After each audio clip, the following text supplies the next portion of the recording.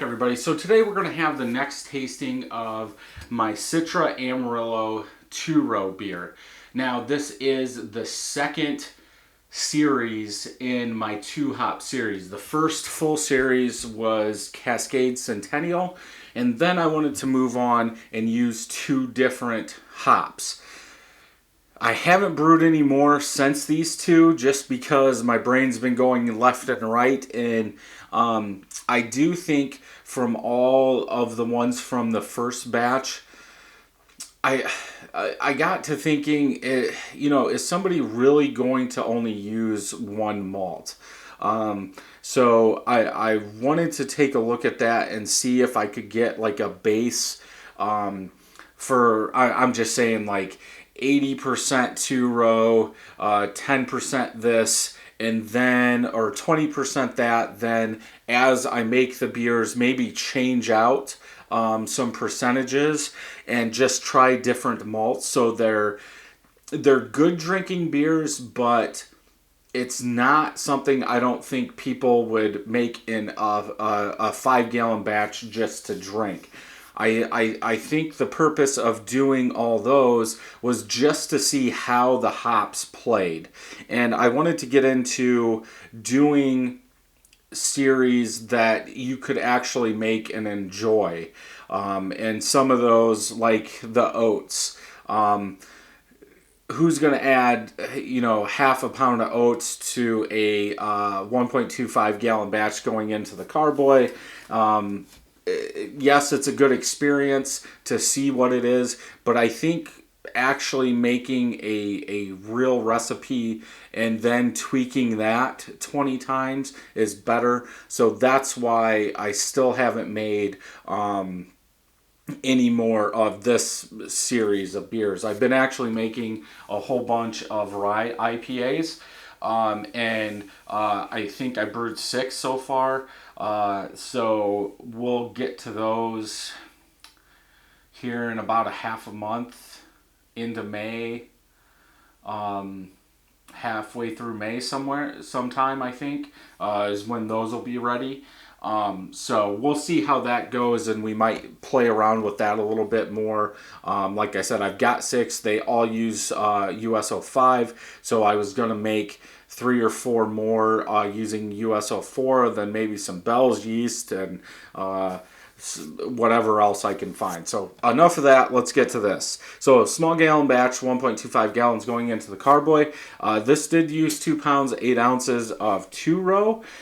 For the hour boil, 0.25 ounces of Citra at 60 minutes, 0.25 ounces of Amarillo at 10, 0.25 ounces of Citra at 5 minutes, 3 days into fermentation, 0.25 ounces of each. Now the goal on this one was to, batch number 1 was Citra Amarillo Citra, then batch number 2 is Amarillo Citra Amarillo, just to see what different tastes and smells we get from using the 2 same hops but in different areas. This version is using S04. 7.7% ABV, bottled on 1/21, 4 months old, almost 4 months old. Good hiss, good smoke coming out of there. Let's go ahead and pour it in here. S04, low attenuation, should be a little cloudier. I got a dog hair in here. Should be a little cloudier, going back to the first 2-hop series.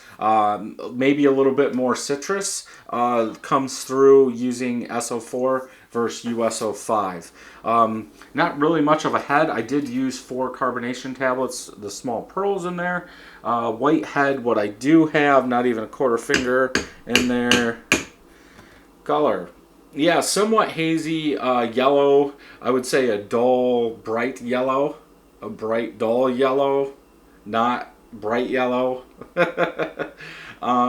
I can make out the light box, can't really see through it. Lots of bubbles coming up. I do have some hop particles floating in there. I get that a lot from using Citra hops. Let's go ahead and smell.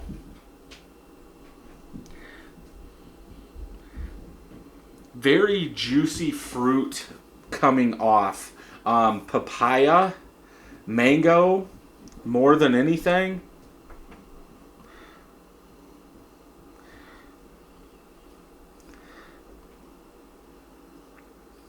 Maybe a touch of malt, like toastiness. It's like it doesn't fit in. My brain's going straight to like a juicy IPA, a New England IPA, especially with that juicy fruit that I'm getting. So that little bit of toasted bread is throwing it off.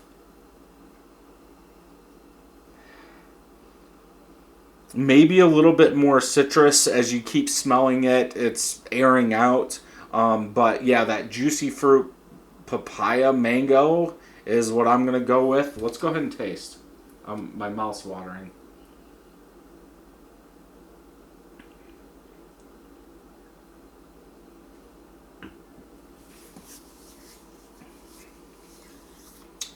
Definitely get the toasted malt, and it's throwing it off. It's like that toasted malt, very juicy fruit, mango more than anything. Mango, citrus really comes through there, but that toasted malt throws this one off.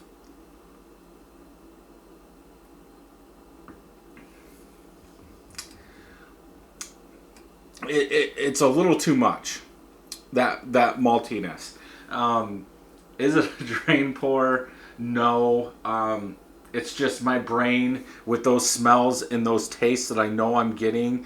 That toasted malt is a little too much. Now, maybe if I would have cut it back to 2 pounds or 2 1/4, maybe.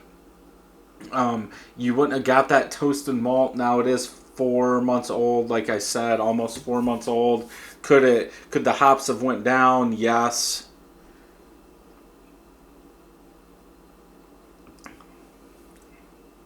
Maybe a little yeasty taste in there. Um, for me, the malt turns me off just a little too much to say I wouldn't brew this. Um,